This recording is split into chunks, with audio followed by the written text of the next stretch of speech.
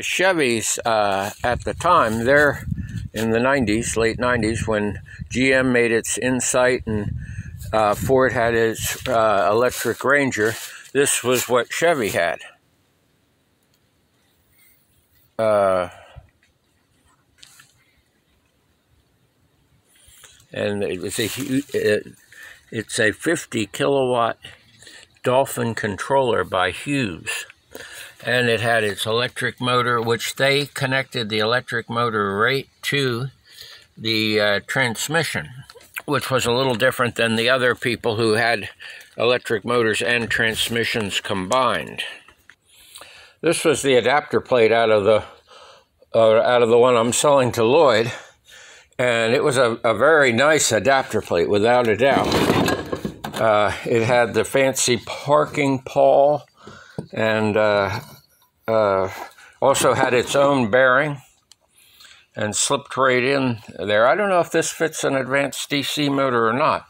Now, the other adapter plates sold by other companies for conversions, like K&EV and whatnot, there's a picture of them. They are different.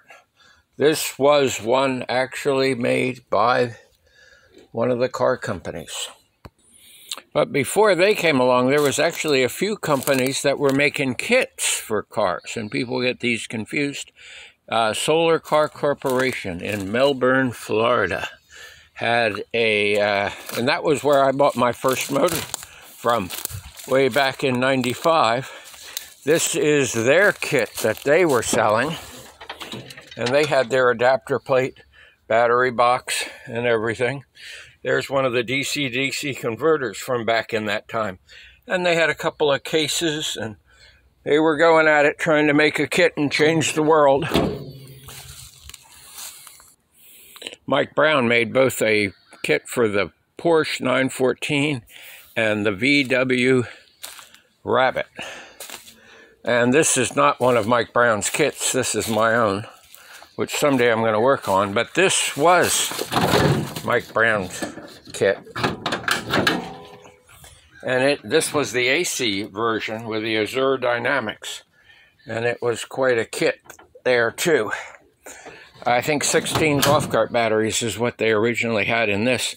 And the 914 actually had 24 golf cart batteries.